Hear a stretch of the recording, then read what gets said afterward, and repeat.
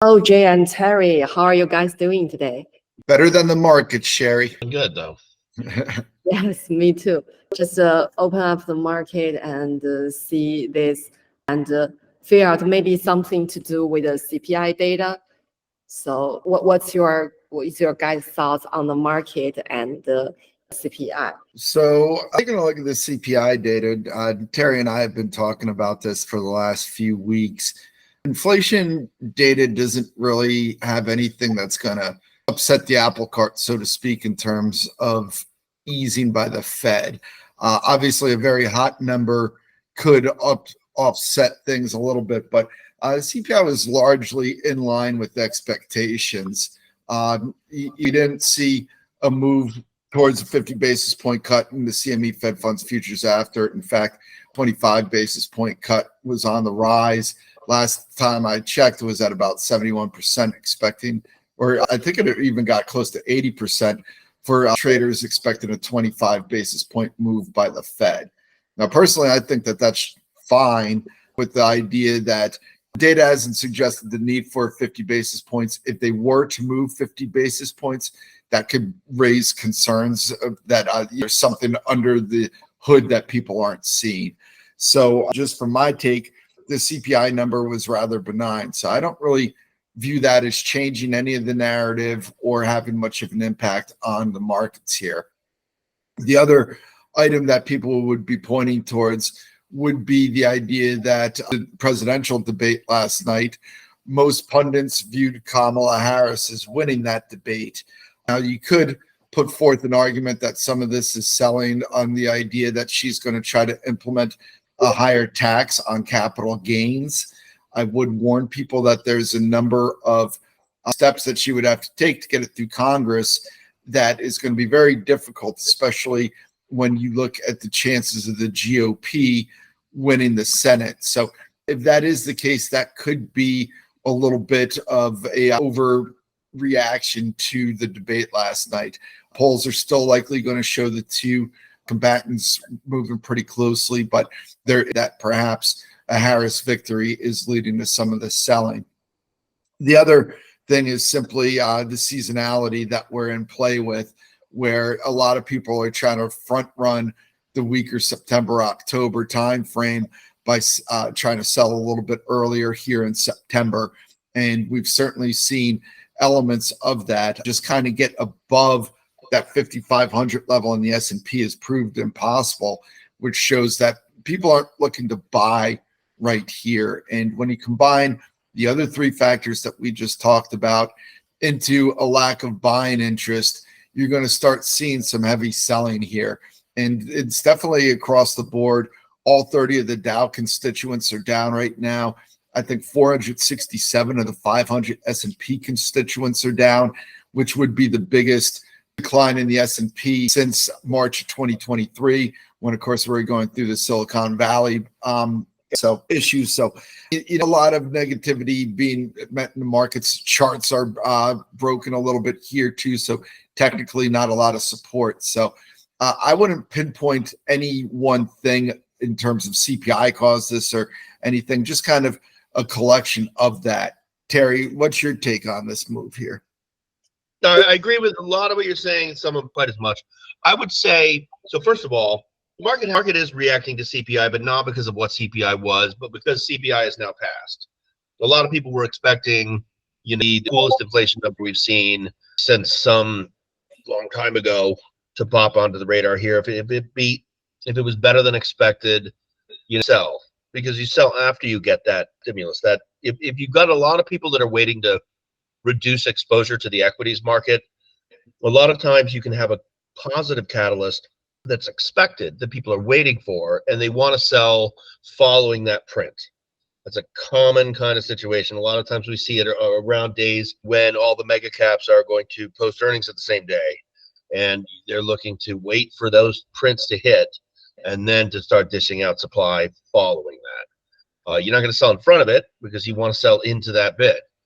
So I think that some of it was people in that situation. And then, of course, we got the core a little bit above expected, and we nailed in the 25 basis point cut.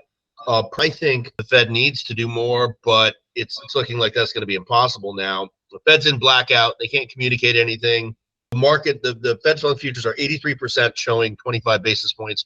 So even if Powell wanted to do 50 basis points, he almost couldn't at this point, because it's going to be awfully tough to alert the market and to not cause some extra volatility in things like the bond market. You don't want to do that right now. So if you drill into the CPI, like if you look at the core, 70% of the 12-month increase for everything outside of food and energy was shelter. So that's going to be the stickiest component. So that's just going to sit there. And I don't know if the Fed needs to even look at that as an action item. But I think if you want any evidence that the Fed is behind the curve, just look at the oil market right now. I think it's been more or less crashing and like very economically sensitive. Even though OPEC keeps coming out and trying to cut supply, trying to reduce estimates, trying to pad it, trying to get everybody to reduce their output, it just keeps going off a cliff. And really, I think that that's your number one place to look to see that the Fed is way behind the curve on cutting right now. They're 200 basis points above neutral, and they need to get moving. Well, just to add on to what Terry's saying, it becomes an issue of how the Fed go 50 basis points given the data, given how much they've talked about being data dependent. Right. And the argument that Powell would need to put forth next Wednesday if they did go 50 basis points is simply that they felt that they were far enough above the neutral rate that they had room to do this. But it's going to be a very difficult argument to win that without the market reacting, especially given the cautious tone that's out there right now. Certainly negativity on the rise. So that's going to be a thin line for Powell to walk next week when they start that cycle and he starts trying to forecast. Don't forget, we're also going to get the summary of economic projections in play. So, numbers are, a lot of people are expecting 100 basis points of cuts this year. We're going to see what the dot plot's showing us and if that matches up. And that's going to be something people will be looking at pretty closely.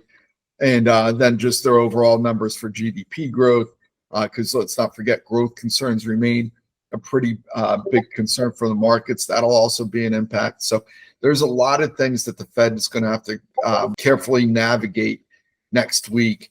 And then the only other thing I would add on with that CPI headline passing, to Terry's point, the volume this morning is incredible. Right now, the Dow Jones futures, they're trading 311% above their 90-day moving average. The S&P futures, we've already surpassed in the first hour all of yesterday's volume. So this is definitely some significant selling going on today. That's going to be difficult for bulls to come in and lift in the next couple of weeks here. Yeah, and to that point, that we've had below average volume every day for the last week and a half coming into this day. So you use a lot of people that were prepared to sell, prepared to reduce exposure, and they were waiting to get this data point out of the way, assuming that it would have been a positive data point to sell into a bid, spike the market up, sell everything you want. And that's the type of action that happens, in a seasonally off period. Got more of a trading range mentality in the market, which is where I kind of had base case until after the election. But also, when you're talking about, what would Powell need to do to shift and cut by 50 basis points at this point, you got to remember that the Fed funds futures market is 83% right now in favor of 25 basis points. That's where the bets are. And never before in history has the Fed upset the Fed funds futures market, done something different than the Fed funds futures market was indicating. It was indicating at greater than 72%. So we're above there right now. The Fed understands this, and they know that you have to lay some kind of groundwork, get some kind of messaging out there somehow that they were going to do something different and shift that Fed funds futures market, because that's tied right into a lot of treasury market bets. And the Fed doesn't want to be responsible for, on market on Fed day. Yes, got it. So after looking at the broad market, which is absolutely tanking today, maybe we look at some individual names. So far, we can see that, let's say semi is relative strength, but it seems is also dragged down by the market. And week there's a big that the new iPhone 16 is launched, And news, it seems that the stock has not been reacted to news like a year after the iPhone launch, Apple stock will decrease. So do you guys feel it's an AI moment for Apple later on, and it will encourage a lot of users to switch their older iPhone to the new iPhone for the AI features? Let's start there, Terry. Looking at Apple's Glow event, one thing we got to write up on this, common theme seemed to be underwhelming was the word. Products that they were introducing was nice, but it's been a while since Apple's had a new product that's really popped for people. The vision glasses last year that once people started getting the price tag at $3,500, it took some of the shine off of it. The iPhones have been nice, but really just incremental improvements in each stage. Nothing that's really exciting people. Same can be said about the AirPods, Mac, and it goes down the line.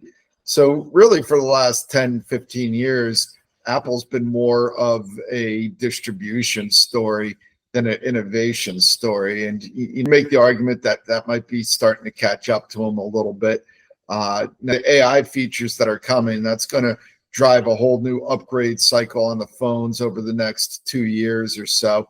The general thought process that you let the first one go, let them get all the bugs out, and then you get the next generation. So that'll be something that people will be watching closely. I've seen nice improvements in the margins thanks to the rise of their service revenues, and that'll continue to factor in. But there wasn't anything on Monday that really blew people's minds or suggested that Apple's reinvented the game. So what you generally have for Apple around these events is a run-up going into it. We certainly saw that. The stock hit a low of about 196 on August 5th. Now, granted, a lot of stocks hit lows that day, but it had a really nice run going up into its event. It got up to 232. So that's about a 15% rally in the stock. And that was on August 29th. And then you slowly started to see some profit taking going on in front of the event. Again, people front running the inevitability of a sell the news reaction that we've come to grown accustomed to in these Apple events. And I just think that the lack of innovation coupled with that typical pattern that we just simply played out in Apple. Terry, you got any thoughts on the charts here? Well, I mean, not a lot. I mean, I think pretty much covered my perspective as well. I think it's possible that it's better than it looks right now because Apple is the most widely held stock in the market, and the market's getting hammered. And that means this is people passing judgment on that event. So it's so caught up in what the red market is doing and just an asset class phenomenon. But for me to think about going and getting a new iPhone, but I'm forced at this point, and so I'll probably. So you're for a new iPhone anyway. I was due for a new iPhone. This is enough with the features to push me over that hump. I'm a battery is still going. The battery is awesome. Actually, I got the iPhone 12 mini. Okay. I like it, but it's behind. Yeah, and I think about the news. I saw that Warren Buffett has been selling Apple a lot. I'm not sure whether he saw he don't AI or he seeing certain limitations. So well, a lot of that could be adjustments given how far the stock has run up. He wants to keep his portfolio balanced at a certain point.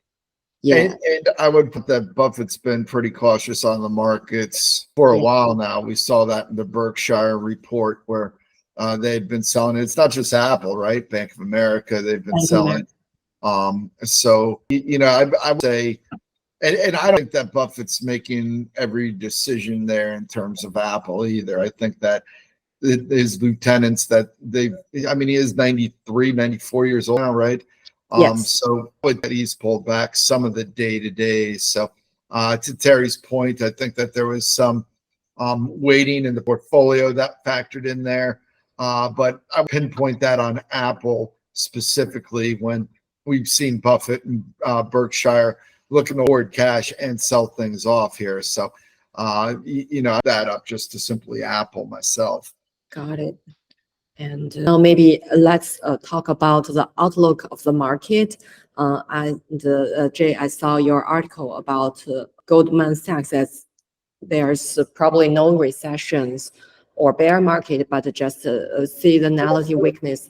And I also saw another report by UBS saying that they probably decline by the end of the year. So what do you guys think about like the market weakness? Are we in a recession or will be, or outlook through until the end of the year? Jay, I can take this one first.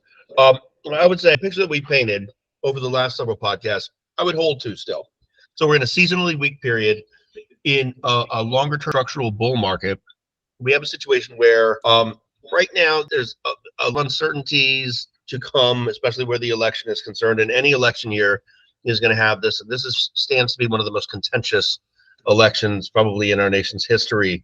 So it's going to be tough to get over that seasonality hump in terms of committing new capital until we get past that uncertainty. Now with the Fed lining up almost certainly to do 25 basis points in September, it's likely that we're going to see 50 basis points right after the election.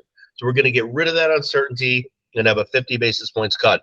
I think what Goldman was looking at is basically the idea that the Fed is a big deal right now. We haven't had a Fed put like this in play for like a decade and a half in a situation where the Fed has so much ammo to work with and is sub neutral and can so easily move. It's going to be awfully tough to break this market past the 10% that we're seeing right now. And I think a lot of Wall Street houses are lining up behind this notion that we've got uncertainty, we've got valuation issues, and we're going through some other transitions that are a little bit complicated, such as the unwinding of the carry trade. And there's people, including Warren Buffett, as we've talked about, and Goldman Sachs, and some of the other houses that are looking to kind of reduce exposure period. And then to that point where you've kind of things out, and you've cleaned a lot of the speculative money out, because we've got some speculative money in the market. You can see that in the options data. When we kind of clear that out, and we get past the election, and then you've got that moves off of the radar, and then you've got the larger cut Fed.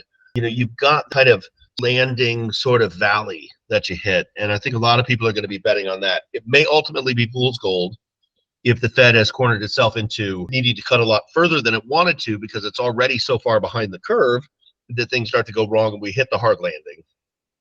And that's a story that we've been through times. But if they're able to pull it off, I've got that end of year surge kind of lined up, period in front of it, of things sort of maintaining this range bound kind of behavior with some pullbacks. Yeah, I would the same camp as Terry here. Instances of markets rallying once the elections get out of the way, as people have a better idea of what policies looking at. So there's a clarity aspect of it, especially if it's going to be some, which is very likely here. That's what the market likes to see. So regardless of who wins the White House, as long as there's an offset, either the GOP in the Senate or the Democrats in the House, whatever it might be, that should ease concerns about some of the different elements of the proposed economic packages that are being looked to get put in. The data has certainly been weakening. Certainly on the international side, there's a lot of concerns about some of the data and whether or not that works its way into the U.S. But, we still haven't seen issues cropping up higher. We haven't seen a complete growth, just a slowdown. So as long as the Fed's able to maintain that, as Terry said, and, put in those rate cuts that are allowed to help the soft landing, then that certainly sets up well for that end of year rally. Now, whether or not we're able to sustain it going into 2025 or not, that's going to be the big question for people. But the patterns that we see play out are still in place. And until we see a big difference in data, and perhaps that clinic season, that'll certainly be something that a lot of people are watching. If you look at the Goldman round earnings, they're not projecting a big fall off on that front. So, we are getting to now where valuations are becoming a lot more palatable for people. That's been another one of the headwinds here, even with the recent sell-off. we're still trading at about 19.7 times forward P, probably a little less after today's price action. But there's enough there to be on the sidelines for the next few weeks. And if there's going to be a continued buyer strike and you're going to see more and more profit taking, then naturally that's going to lead to a bit of a downward push in the markets here. One other point I would make, people wanting to kind of find the best way in real time as to whether or not which of these scenarios we're heading to. Are we headed into the planning scenario where you get this bottom just ahead of the election and this big surge as the Fed starts to cut and reduce to neutral while the economy is still growing, and you get a sort of 1995 scenario playing out? Or the Fed goes curve and waiting until after the election is too long to wait, and you're going to see 50 basis points, 4 meetings in a row, still not going to be enough, and we're headed into recession.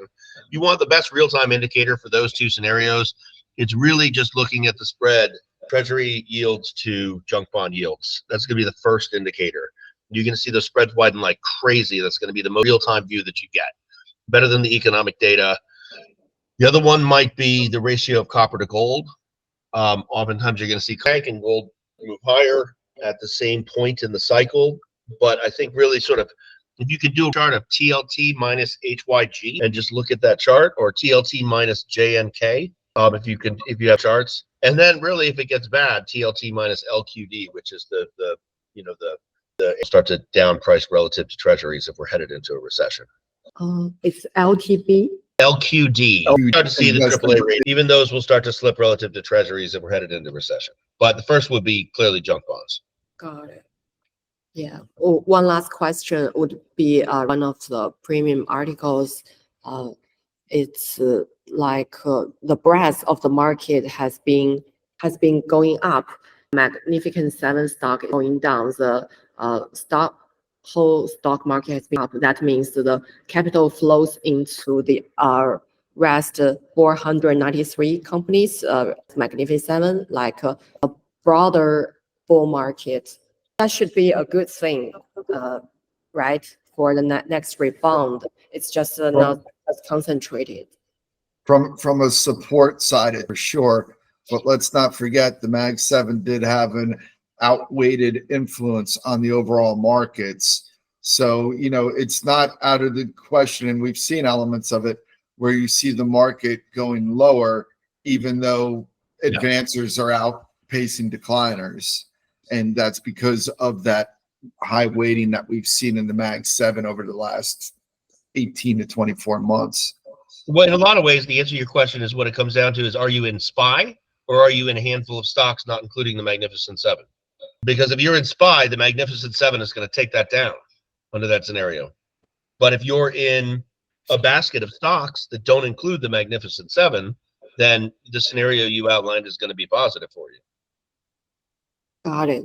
So when the Fed cuts rate next week, some stocks sectors that are sensitive to the interest rate, maybe they would perform better comparing with the whole market, Mag 7 stocks. It could be, except we've maybe been pricing a little bit of 50 basis point cut opium, and with certainly 25 basis points is baked into this market right now. So I don't know how much reaction we're going to see on that. Yeah, especially if we start seeing weaker and people start worrying that the Fed's far behind the curve here. Yeah, and crude oil keeps heading down. That's an ominous look. Got it. Yeah, so I guess we'll keep more data drop. So tomorrow will be PPI, and next week is the FOMC, and then we will look forward about more insights about the market. Thank you, Jay and Terry, for today's talk. Really impressive, and learned a lot from you guys. And look forward to see you guys next week. Yeah, all right. Thank you. Take care. Yes. Take care.